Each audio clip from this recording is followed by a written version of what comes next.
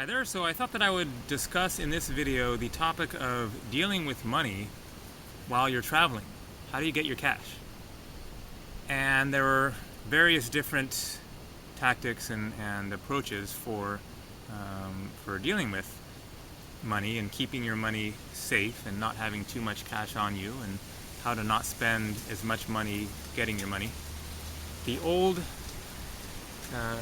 route used to be put everything in traveler's checks, and then you would go to a bank and cash your traveler's checks or at a retail store, and that way you've got your cash safe as traveler's checks, so that if all your stuff gets stolen, then you don't lose all your cash.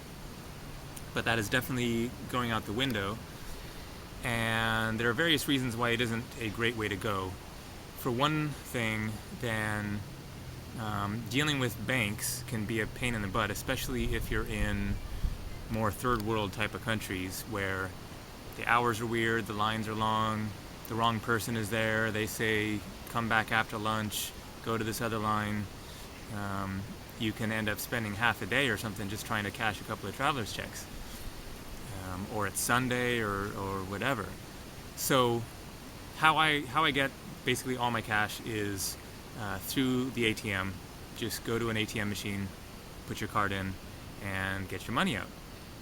You'll get a fair rate, exchange rate of your local currency to the local currency wherever you are. But I would recommend doing a bit of a mix. For one thing, because you get charged both by your bank.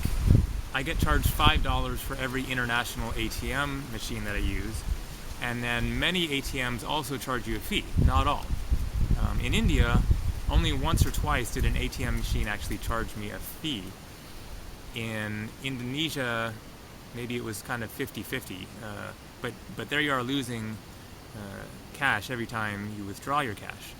So the way to deal with that is to always withdraw the maximum amount that you can from the ATM machine, so that you're losing less of a percentage, because it is usually a fixed fee. But then I would also recommend, for several reasons, having some cash on you. So you might want to bring $300, $400, $500 or whatever the equivalent is, wherever you're from. And there are a few different reasons for this. One is just to have a chunk of cash that you're not going to get charged anything for. You just withdraw that amount, and then you know that you're not going to get charged various fees for that money. So at least you have that chunk that you're going to save a little bit of money on that. The other reason is that you need cash for visas.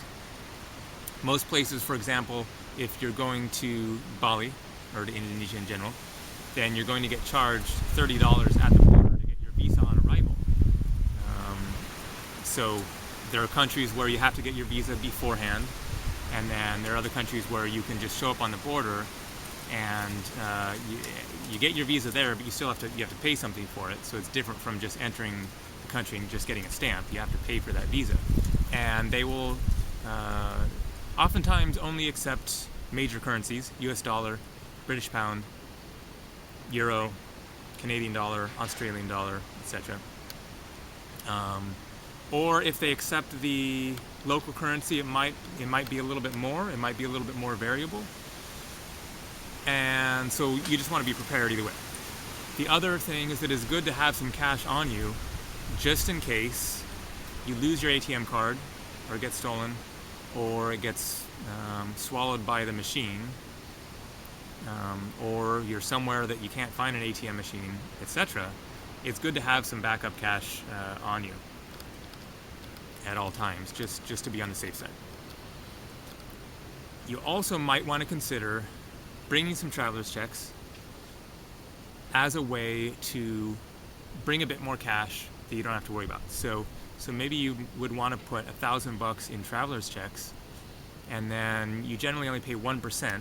So that is a better rate than if you're withdrawing $200 and then you get charged $5 by your bank and maybe another $2 or $3 by the ATM machine. Then you're paying $7 on $200, so that's 3 or 4% that you're paying for that cash withdrawal, versus traveler's checks, you only pay 1%.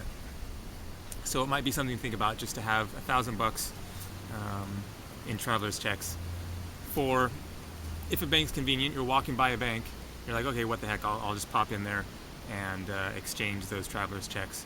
And so that's one way to bring your costs down a little bit in terms of what you're going to be paying to get your money. You also might want to make sure you have a checkbook on you. I'll just throw this in there. For example, I realized that I had to make a payment for my storage space midway in my trip, so it was good that I had my checks. I was able to mail a check for that payment. And then I would highly recommend having more than one ATM card.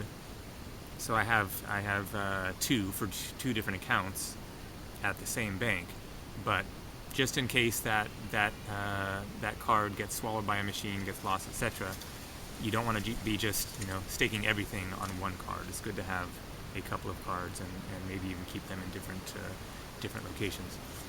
So I think that covers things. If anyone has any more suggestions, then feel free to post them in the comments section below the video here. So thanks for watching. I hope that helps. Take care.